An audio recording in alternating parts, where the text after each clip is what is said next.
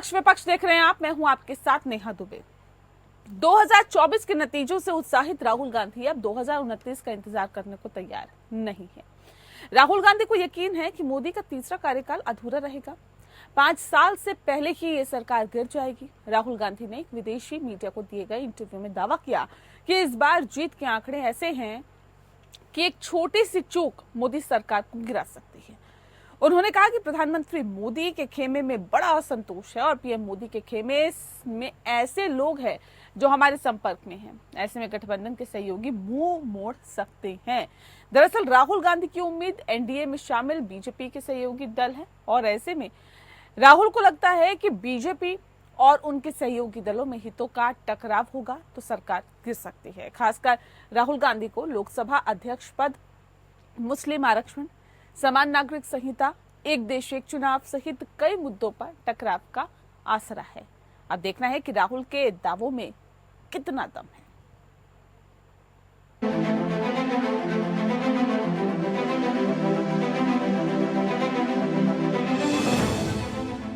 BJP को अकेले दम पर बहुमत नहीं होने के बावजूद एनडीए के सहयोगी दलों के समर्थन से नरेंद्र मोदी ने तीसरी बार प्रधानमंत्री की शपथ ले ली। सरकार ने कामकाज भी शुरू कर दिया, लेकिन विपक्ष को अब भी उम्मीद है कि मोदी सरकार गिर सकती है। विपक्ष को लगता है कि बीजेपी के सहयोगी उसे बीच मझधार पर छोड़ सकते हैं। यही भरोसा कांग्रेस नेता राहुल गांधी को उत्साहित कर रहा है।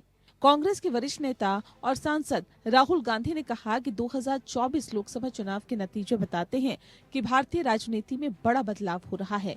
राहुल गांधी ने दावा किया कि बीजेपी को बहुमत नहीं मिलने की दिशा में इस बार मोदी सरकार को 5 साल का कार्यकाल पूरा करने में कड़ी चुनौतियों का सामना करना पड़ सकता है। सरकार गिर भी सकती है। ये दावा राहुल गांधी ने एक विदेशी मीडिया को दिए इंटरव्यू में किया है। राहुल ने यूके के फाइनेंशियल टाइम्स को दिए इंटरव्यू में कहा है कि भारतीय राजनीतिक व्यवस्था का दायरा बढ़ा है। भारतीय राजनीति में बड़े बदलाव हुए हैं। इस बार जीत के आंकड़े ऐसे हैं कि एक छोटी सी चूक मोदी सरकार को गिरा सकती है। उन्होंने कहा कि प्रधानमंत्री नरेंद्र मोदी के खेमे में बड़ा असंतोष है। पीएम मोदी के खेमे में ऐसे लोग हैं जो हमारे संपर्क में हैं। ऐसे में गठबंधन के सहयोगी मुंह मोड़ सकते हैं। दरअसल इस बार मोदी की सरकार एनडीए के सहयोगी दलों की बैसाखी पर टिकी है। मंत्रिमंडल गठन में भले ही बीजेपी की चली, लेकिन लोकसभा अध्यक्ष पद को लेकर बीजेपी और टीडीपी में तनातनी चल रही है। सूत्र बताते हैं कि टीडीपी लोकसभा अध्यक्ष पद चाहती है, लेकिन बीजेपी ये पद अपने पास रखना चाहती है। बीजेपी इस मुद्दे पर किसी भी तरह के समझौते के मूड में नहीं है। 24 और 25 जून को सांसदों की शपथ के बाद 26 जून को लोकसभा स्पीकर का चुनाव होना है। ऐसे में राहुल गांधी को यकीन है कि लोकसभा स्पीकर का मुद्दा ही बीजेपी और टीडीपी के बीच टकराव का बीज बो देगा। वहीं राहुल को उम्मीद है कि मुस्लिम आरक्षण के मुद्दे पर बीजेपी और टीडीपी के बीच तनातनी सरकार को गिरा सकती है। प्रधानमंत्री नरेंद्र मोदी लोकसभा चुनावों के कैंपेन के दौरान जिस तरह मुस्लिम आरक्षण को दलितों और ओबीसी के कोटे पर डाका बता रहे थे, उसी दौरान तेलुगु देशम ने स्पष्ट कर दिया था कि वो राज्य में सरकार बनने पर मुस्लिम वर्गों को मिल रही 4% आरक्षण को खत्म नहीं करेगी। यही नहीं, तेलुगु देशम पार्टी ने मुसलमानों के कल्याण के लिए और भी कई कल्याणकारी योजनाएं शुरू करने का वादा किया है। तेलुगु देशम पार्टी ने एनडीए सरकार में शामिल होने की घोषणा के साथ ही अपनी बात को एक बार फिर दोहराया कि मुस्लिम जनता को मिल रहे 4% आरक्षण को तेलुगु देशम सरकार खत्म नहीं करेगी। ऐसे में मुस्लिम आरक्षण का मुद्दा राहुल गांधी को सरकार गिरने का एक बड़ा आधार नजर आ रहा होगा।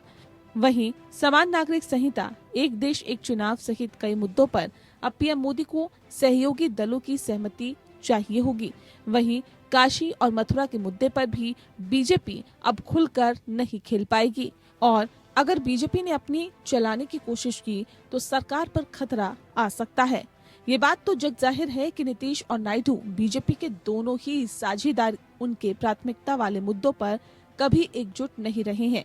नीतीश और नायडू दोनों ही नेता कीमत वसूलने में माहिर रहे हैं। अब बजट से लेकर राज्य तक के लिए वह मोदी सरकार से कुछ और ज्यादा की उम्मीद करेंगे। अब स्पेशल राज्य का मुद्दा बड़ा बना रहेगा। दोनों ही नेता बिहार और आंध्र प्रदेश के लिए पहले से ही स्पेशल राज्य की मांग करते रहे हैं। यही वो मुद्दे हैं जो राहुल को भरोसा दिला रहे हैं। बस कुछ ही दिनों की बात है, उसके बाद दिल्ली का तख्त इंडिया गठबंधन का होगा। लेकिन क्या राहुल का सपना सच होगा, ये एक बड़ा सवाल है। Bureau report, APN। तो राहुल का सपना क्या सच होगा, ये एक बड़ा और अहम सवाल है, क्योंकि राहुल सपने तो देख रहे हैं और ये भी दावा कर रहे हैं कि 5 साल मोदी सरकार नहीं चल पाएगी, यानी कि एनडीए की सरकार नहीं चल पाएगी। बहरहाल ये तो वक्त बताएगा चल पाएगी या नहीं, लेकिन जिस उम्मीदों के साथ एक बार फिर से सत्ता पर काबिज हुए हैं प्रधानमंत्री नरेंद्र मोदी, उससे हौसले बुलंद है। इस विषय पे तफसील से चर्चा करेंगे और समझने की कोशिश करेंगे कि क्यों कांग्रेस को ऐसा लगता है, क्यों राहुल गांधी को ऐसा लगता है कि ये सरकार 5 साल का कार्यकाल पूरा नहीं कर पाएगी। तफसील से चर्चा करने के लिए खास मेहमान हमारे साथ मौजूद है, उनसे आपका परिचय कराते हैं। इस वक्त हमारे साथ शांत प्रकाश जाटव जी हैं, नेता हैं बीजेपी के। बहुत स्वागत है सर आपका। मलिक जावेद अंसारी जी इस वक्त हमारे साथ जुड़ गए, प्रवक्ता है कांग्रेस पार्टी के। सर आपका भी बहुत स्वागत है। जावेद जी, इस खास कार्यक्रम की शुरुआत मैं आपके साथ ही करती हूँ। सर, क्यों राहुल गांधी को ऐसा लगता है कि इस बार एनडीए की सरकार 5 साल पूरे नहीं कर पाएगी और बीच में ही गिर जाएगी? सबसे महत्वपूर्ण इसका कारण है अहंकार। दूसरा यह है कि ये खबरें आ रही हैं सुनने में कि एनडीए के लोग जो हैं वो खुश नहीं है। मोदी जी ने जो कैबिनेट बनाया है उसमें कुछ लोग मांग कर रहे थे रेल विभाग की, कुछ मांग कर रहे थे फाइनेंस मिनिस्ट्री की, कुछ विभाग कर रहे थे अमित शाह जी की कुर्सी की, यानी गृह मंत्रालय की। और जिस तरीके से मोदी जी का चेहरा उतरा हुआ है वो भी साफ बयां कर रहा है कि मोदी जी संकट में है। अभी मोदी जी इटली के दौरे पे गए थे तो वहां पे वो डंका बजाते थे हर बार जब भी विदेश में जाते थे। इस बार तो डंका नहीं बजा, एक रील बना के आ गए वहाँ की जो प्रधानमंत्री हैं इटली की, और पूरे ट्विटर पे एक हंसी का पात्र बन गए दोनों। मेलोडी नाम से पूरा ट्विटर ट्रेंड कर रहा था। कौन लोग कर रहे थे ये जांच का विषय है, या सरकार बता सकती है कौन करवा रहा था, किस तरह की रील बन रही थी। और यहाँ तक कि आरएसएस प्रमुख हैं, इंद्रेश जी हैं आरएसएस के, उन्होंने भी अपनी चिंताएं जताई है कि इन लोगों का अहंकार इनको ले डूबा है और आने वाले भी ने संयम रखना पड़ेगा और लोगों की सुननी पड़ेगी। नहीं सुनेंगे तो सरकार गिरेगी। राहुल जी वही मतलब आप कुल मिला के कह रहे हैं कि अहंकार है जिसकी वजह से मोदी सरकार जो है 5 साल का कार्यकाल पूरा नहीं कर पाएगी। सिर्फ यही मसला है, अहंकार की बात कर रही है कांग्रेस पार्टी? अहंकार भी है और बहुत लोग इनसे नाराज भी हैं और बहुत लोग कांग्रेस पार्टी के टच में भी हैं। कौन लोग नाराज है, कौन वो हम बता नहीं सकते, वो आपको सब पता है। अब आप भी अपने सूत्र दौड़ाइए, मार्केट में पता लग जाएगा आपको भी। अच्छा, नाराजगी तो बताइए, मत बताइए कि कौन आपके संपर्क में है। नाराजगी तो बताइए, कौन नाराज है? नाराजगी में सबसे पहले तो यही है कि स्पीकर का पद मांग रहे हैं, उसकी अभी लड़ाई शुरू होने वाली है अगले हफ्ते से। कौन कौन मांग रहा है आपको पता है? टीडीपी मांग रही है और इधर ये भी मांग रहे हैं। और आप एनसीपी का देख लीजिए, प्रफुल्ल पटेल ने ऑन कैमरा क्या कहा है कि मेरा तो डिमोशन कर दिया, इससे पहले मैं कैबिनेट मंत्री था, अब मेरे को मिनिस्टर ऑफ स्टेट बना दिया है। तो सब कुछ खुश नहीं है, सब कुछ ठीक नहीं है। और वो चीजें जो है मोदी जी के चेहरे पे साफ दिख रही है। मोदी जी का चेहरा खिला रहता था, आजकल मुरझाया हुआ है। तो ये बेहतर जाटव जी बताएंगे क्यों मुरझाया हुआ है मोदी जी का चेहरा। क्यों मुरझाया हुआ है मोदी जी का चेहरा जाटव जी, और क्या ये 5 साल पूरे नहीं कर पाएगी एनडीए की सरकार? आवाज नहीं आ रही सर, अनम्यूट करिए प्लीज।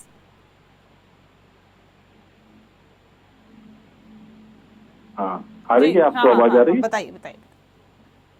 मुझे हंसी आ रही है कि सबसे पहले तो राहुल जी के बयान पर जैसे तैसे 99 सीटें मिल गई और झूठ के सहारे एक ठीकरा फूट गया है, उसको वो अपनी जीत मान रहे हैं।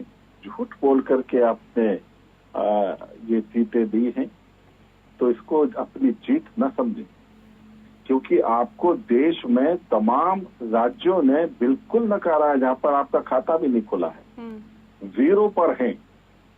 और जिनकी हालत इतनी बुरी हो वो ये कहें कि जो 240 जो सारा गठबंधन मिलकर के इतनी सीटें नहीं लेके आ पाया जितना खाली भारतीय जनता पार्टी ने ली हैं, वो कह रहे हैं कि ये एनडीए जो है ये गिर जाएगी।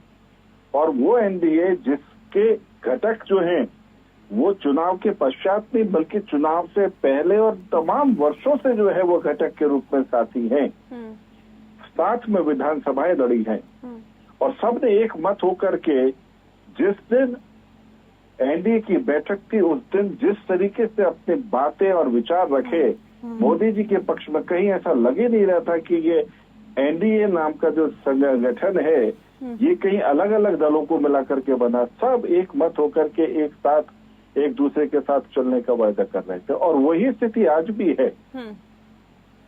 अगर वो किसी प्रकार इस बात की को भुलाया जा अपने सकता है राज्य कि ये को बढ़ाने घटक की दल भी ही करेंगे, कहीं और गए थे, फिर वापस आ गए, फिर कहीं और चले गए थे, फिर वापस आ गए, ये तो आप देख रहे हैं। ठीक है, कोई बात नहीं, जाना और आना लगा रहता है, मगर सब वो वहां गए, वहां जाकर के उन्होंने महसूस किया कि वहां स्थिति कितनी बदतर है, वो अपने घर वापस आ गए, फिर वापस चले गए थे, फिर वापस आ गए। नहीं, अब क्या वो अब सवाल इस बात को लेकर है कि ये बताइए मुझे कि अब ये थोड़ी सी भी नाराजगी, थोड़ी सी भी चूक राहुल गांधी कह रहे हैं नरेंद्र मोदी को सत्ता से हटा देगी अगर थोड़ी सी भी चूक हुई तो। ठीक है, वो बिल्ली जो है वो बैठ करके यही उस जुगाड़ में रहती है कि आया शिकार फंसा, आया शिकार फंसा। और राहुल गांधी जी को राजनीति का कतई तजुर्बा नहीं है और इस कारण से वो अपने जो उनके साथी सहयोगी हैं उनके द्वारा कही गई बातों को लेकर के और वो ये मानते कि बस यही दुनिया है और यही सच है। इनफैक्ट क्या है कि राजनीति को समझने के लिए बहुत गूढ़ तरीके से जो है आपको जमीनी स्तर पर जाने की आवश्यकता होती है, जिसमें राहुल गांधी जी जो अब है तो वरिष्ठ नेता के तौर पर कहा जाता है राहुल गांधी को, अब तो युवा भी नहीं है। अभी भी अगर आप ये कहें कि भाई देखिए अनुभव नहीं है, समझदारी नहीं है और तमाम तरह की बातें जो आप लोगों की तरफ से राहुल गांधी को लेकर गढ़ी जाती है और कही जाती है, तो उसमें समझने वाली बात यह है कि कांग्रेस कितना इत्तेफाक रखते हैं। बहरहाल आपसे मैं जावेद जी सवाल इस बात को लेकर भी है कि देखिए ये कहा जा रहा है कि लोकसभा का अध्यक्ष पद, मुस्लिम आरक्षण, समान नागरिक संहिता, एक देश एक चुनाव सहित कई ऐसे मुद्दे हैं जो टकराव जिस पर हो सकता है, जो टकराव का असरा हो सकता है। ऐसे में क्या आपको लगता है कि ये मुद्दे जो हैं इन पर सहमति बनाना एक बड़ी चुनौती है एनडीए सरकार में? बिल्कुल, टीडीपी का आप घोषणा पत्र पढ़ लिए जो आंध्र प्रदेश में लागू करने वाला, तो ये अननेचुरल गठबंधन है और चंद्रबाबू नायडू ने तो ऑन कैमरा कहा था कि पॉलिटिकल कंपल्शन की वजह से मैं भाजपा में जा सकता हूँ, एनडीए में जा सकता हूँ, लेकिन नेचुरल इनका अलायंस नहीं है। और दूसरा अभी कह रहे थे ये कि एनडीए की बात बहुत कर रहे हैं आजकल, एनडीए बहुत कर रहे हैं। 10 साल से मोदी सरकार, मोदी की गारंटी, मोदी का परिवार, चौकीदार, अब एनडीए अब याद आ रहा है 38 पार्टियों का इनका संगठन है और ये कांग्रेस पे तंज करते हैं 100 सीट है, 99 सीट है। पहले कहते थे एक अकेला सब पे भारी, अब 38 लोग एक पे भारी हो गए हैं। तो ये इसीलिए कहा गया है एक चूक आपको सत्ता से बेदखल कर सकती है। दूसरा एक बात और कहना चाहूंगा नेहा जी, में नीतीश जी की आत्मा और दिल यूपीए के साथ है और उनका शरीर जो है वो अभी एनडीए के साथ है। यूपीए के साथ ही ये जो इंडिया गठबंधन है उसके साथ है। जी जी जी, वही अभी इनको पता नहीं है क्या होने वाला है इनके साथ। बताइए क्या होने वाला है?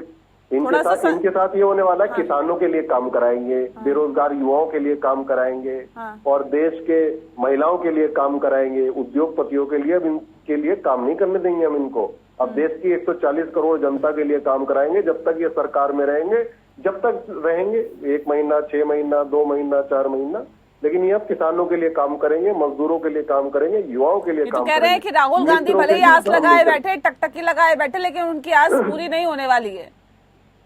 सोचते रहिए कि मोदी सरकार गिरेगी या एनडीए सरकार गिरेगी, कुछ नहीं होने वाला, 5 साल पूरे करेगी। ये तो वक्त बताएगा, लेकिन हम आपको इनका पहले ही भविष्य, इनका रिपोर्ट कार्ड पहले ही बता रहे हैं। जैसे राहुल जी ने पहले बताया था, कोरोना काल जब आने वाला था पहले ही उन्होंने देश के प्रधानमंत्री को चेताया था, तो ये मजाक उड़ा रहे थे उनका। इनके स्वास्थ्य मंत्री मजाक उड़ा रहे थे, हर्षवर्धन जी, और देश में क्या हुआ, 47 लाख मौतें देखी हैं। तो राहुल जी ने चीन के मुद्दे पे चेताया, बेरोजगारी के मुद्दे पे चेताया, लेकिन अभी इनको आंख नहीं खुल रही इनकी। थोड़ा वक्त गुजारिए, सब आंख खुलेगी, सब पता लगेगा, सब भविष्यवाणी सच होने वाली है। क्योंकि जितना आप किसी का ठीक कद है। गिराओगे उसका कद उतना ही बढ़ेगा। ठीक है। और आपने जिस तरीके से अपनी छवि बनाई है, हजारों करोड़ रुपया खर्च करके, देश को संपत्ति बेचकर, वो सब देश के लोग जान गए हैं। इसी वजह से आप अयोध्या भी हार गए हो। जी देखिए, तो कह रहे हैं कि राहुल गांधी भी कह रहे हैं कि जो सहयोगी है आप लोगों के, वो आपसे मुंह मोड़ रहे हैं, असंतोष उनमें व्याप्त है और कभी भी ऐसा हो सकता है कि जो एनडीए की सरकार है वो गिर जाए, क्योंकि ये कार्यकाल उनका अधूरा रहने वाला है। और तमाम तरह की बातें यहाँ पर गढ़ी जा रही है और ये कहा जा रहा है कि साफ तौर पे असंतोष जिसका जिक्र किया जा रहा है कि वो संतोष दिखाई नहीं दे रहा नेताओं में, पार्टियों में, जो कि इससे पहले देखा जा रहा था। भारतीय जनता पार्टी में नेता खुश थे जो उनको डिपार्टमेंट मिला, जो विभाग मिला, लेकिन अब असंतोष निकल के सामने आ रहा है। प्रफुल्ल पटेल का इन्होंने एग्जाम्पल भी दिया। ऐसे में क्या लगता है कि असंतोष किसी दिन बड़ा कहीं ना कहीं कारण बन सकता है विपत्ति का?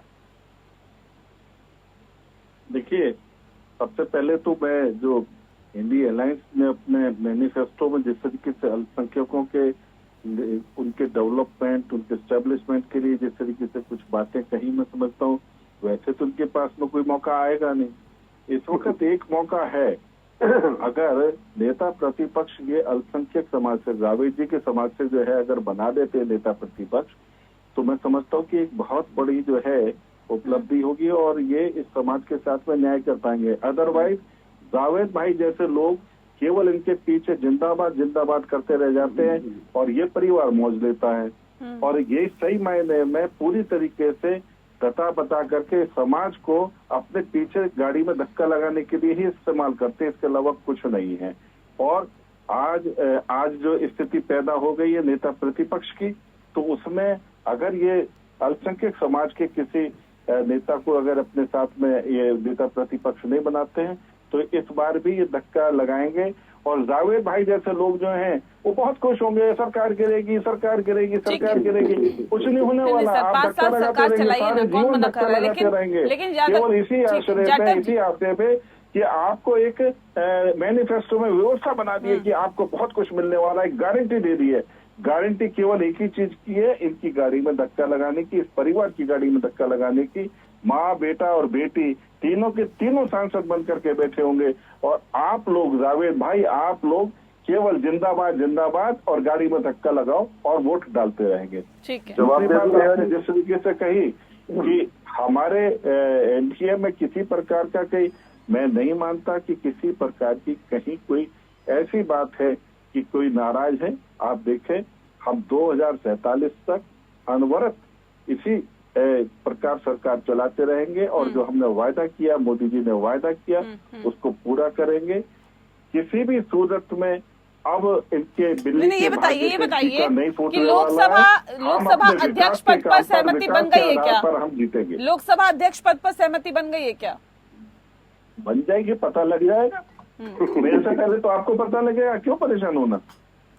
मुस्लिम आरक्षण, समान नागरिक संहिता, एक देश एक चुनाव, जिस चीज की जहाँ जब जरूरत होगी वो सब चीजें प्रोवाइड की जाएंगी। अग्निवीर योजना पर तो जेडीयू ने पहले ही आईना दिखा दिया कि एक बार फिर से सोचने की जरूरत है। नहीं, आईना क्या दिखा दिया, अरे विषय अभी देश चलना तो शुरू हो, सरकार चलनी तो शुरू हुई है।